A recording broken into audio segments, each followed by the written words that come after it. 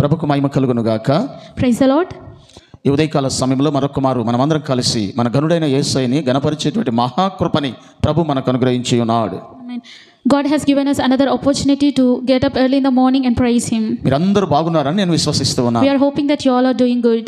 ఈ రోజు కూడా మరొక అంశం ద్వారా మనము దేవుని వాక్యపు వెలుగులో నడవడానికి ఇష్టపడదాం. So today also we have come up with another topic to discuss with you all. ఈ రోజు మన అంశం ఏమనగా కృపలో అభివృద్ధి చెందుట అనే అంశం ద్వారా మనం కొన్ని విషయాలు నేర్చుకుందాం. So the topic for today is growth in God's grace.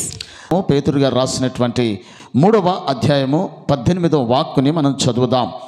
మన ప్రభును రక్షకుడైన యేసు క్రీస్తు అనుగ్రహించు కృపయందును జ్ఞానమందును అభివృద్ధి పొందుడి. So let's open our Bibles to 2 Peter 3rd chapter and 18th verse. But grow in the grace and knowledge of our Lord and Savior Jesus Christ. To Him be the glory both now and forever. Amen. దేవుని వాక్యము మనతో మాట్లాడుతున్న సందర్భం ఏంటో తెలుసా?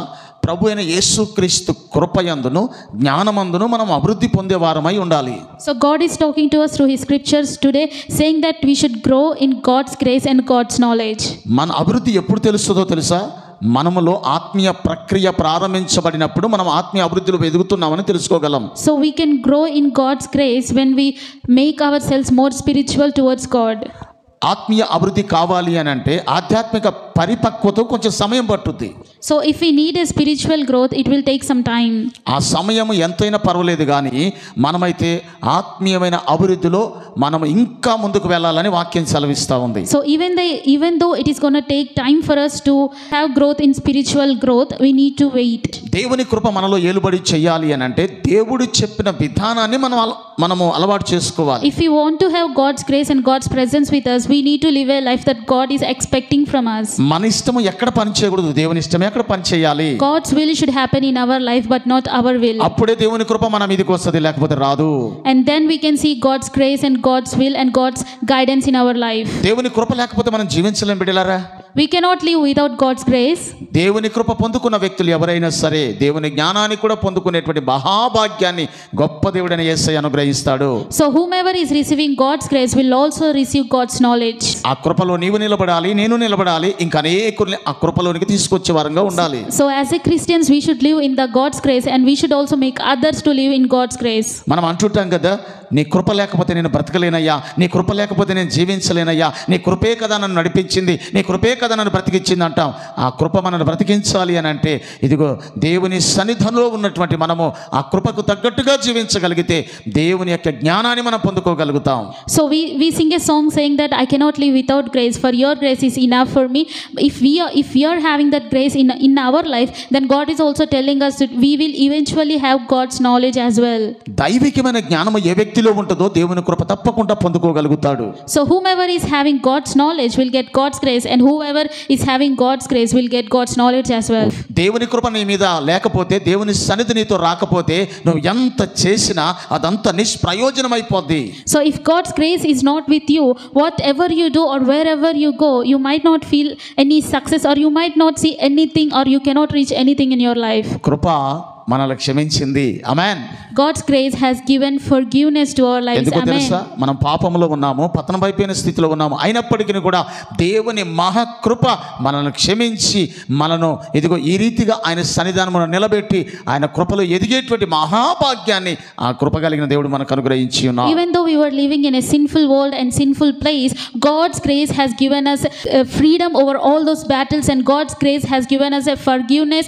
That is why we were set free from all our sins. ఆయన అంటున్నాడు కదా, ఇదిగో జ్ఞానము కొదగున్న ఎడల మీరు నన్ను అడగండి అని వాక్యం చెప్తుంది. So God is talking to us through His scripture saying, if you are lacking knowledge, ask me, for I will give you knowledge. జ్ఞానము కృప ఈ రెండు ఏ వ్యక్తిలోనైతే ఉంటాయో ఆ వ్యక్తి ఆధ్యాత్మిక స్థితిలో అభివృద్ధిలోనికి వస్తాడు. So a person who is having both the God's grace and God's knowledge will eventually have a good and blessed spiritual life. ఈ రెండు పట్టాలు లాంటి ఒక ట్రైన్ కు రెండు పట్టాలు ఎలాగో ఇదిగో ఈ రెండు కూడా కృప జ్ఞానము, కృప జ్ఞానము, జ్ఞానము కృప, ఈ రెండు ఏ వ్యక్తిలో ఏలుబడి చేస్తాయో ఆ వ్యక్తి ఆధ్యాత్మిక స్థితి అభివృద్ధిలోనికి వచ్చి అనేకుల్ని ఆధ్యాత్మిక స్థితిలో నిలబెట్టడానికి దోహదపడుద్ది. So God's grace and God's knowledge are linked like how a railway tracks are linked to each other. So if you're having God's grace, you will eventually have God's knowledge, and the person who is having both will also make other people have God's grace and God's knowledge in their life as well.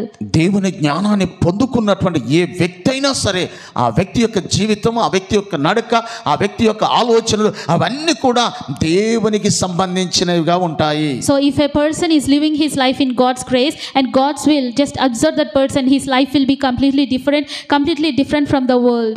ఏది చేసినా దేవుని తలవకుండా, దేవుని కృప లేకుండా, దేవుని నామ స్మరణ చేయకుండా, దేవునికి మోకరించకుండా, ప్రార్థన చేయకుండా జ్ఞానము కలిగిన వ్యక్తులు ఎవరైనా దేవుని దగ్గరికి రాకుండా ఏ పని చేయజాలరు. A person who has God's knowledge will never do things without asking God, will never do things without praying to God. A person who has God's knowledge will always give God the first priority and ask God before doing anything in his life. ఎప్పుడైతే మనం అలా చేస్తామో ఇదిగో దేవుని కృపయందును జ్ఞానమందును మనం అభివృద్ధిలోనికి వస్తామనే విషయాన్ని ఈరోజు ఇదిగో పేతురు భక్తుడు మనతో మాట్లాడుతూ ఉన్నాడు. So here Peter is also talking to us, saying that we should grow in God's grace and God's knowledge, then we can have a blissful life. మరెందుకు ఆలస్యం?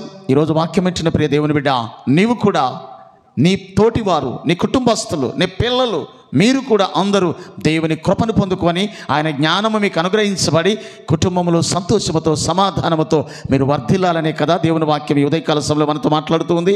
So dear church, do not wait to receive God's grace. So if your family or your church or your beloved ones are lacking God's grace, just know that this is the time for you to seek and ask God for his knowledge and for his grace in your lives.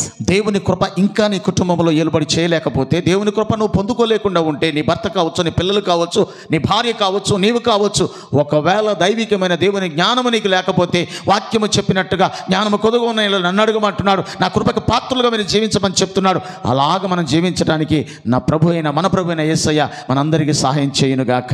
So if you are lacking God's grace in your family or God's presence in your home, just know that this is the time for you to ask and seek God for his guidance, for his grace, and also ask God to give you knowledge so that you can see successful things in your life. అయితే ఈ రోజు ఈ వాక్యం వింటున్నట్లయితే, ఈ రోజు ఈ వాక్య భాగమును వింటూ ఇదిగో అలాగే ఇదిగో ఒకవేళ బాధపడుతూ ఉంటే, అయ్యో దేవుని కృపను నేను పొందుకోలేదే, అయ్యో దైవికమైన జ్ఞానం నాకు లేదే అని నువ్వు చింతపడాల్సిన అవసరం లేదు. సహోదరి సహోదరుడా, ప్రియ దేవుని బిడ్డ, ఈరోజు ఇదిగో నువ్వు దేవుని కృపను పొందుకోవాలని, దేవుని జ్ఞానం పొందుకోవాలని దేవుని సేవకునిగా ఎస్పెషల్లీ మీ కొరకు నేను ప్రార్థన చేయబోతున్నాను. ప్రార్థనలో ఏకీభవిస్తావు కదూ? So dear church, if you are lacking God's grace in your life today, just do not feel sad, for if we ask God, God will definitely give us his protection on our family and our lives. So if you are listening to this sermon today, if you want to receive God's grace and God's blessings and God's knowledge on you and on your family, just join us in this prayer. Close your eyes. నీవున్న స్థలంలోనే మోకరించు ప్రార్థన చేస్తున్నాను. కళ్ళు మూసుకుందాం. ప్రేమ స్వరూపి కృపగల మా దేవుడా, నీకు స్తోత్రాలు. మా ప్రియ బిడ్డలైనటువంటి వారు ప్రతిరోజు కూడా ఇలాగ వాక్యం వినటానికి, ఆధ్యాత్మిక స్థితిలో నిలబడటానికి ఎన్నో విషయాలు తెలుసుకునే కృపనిస్తూ ఉన్నారు.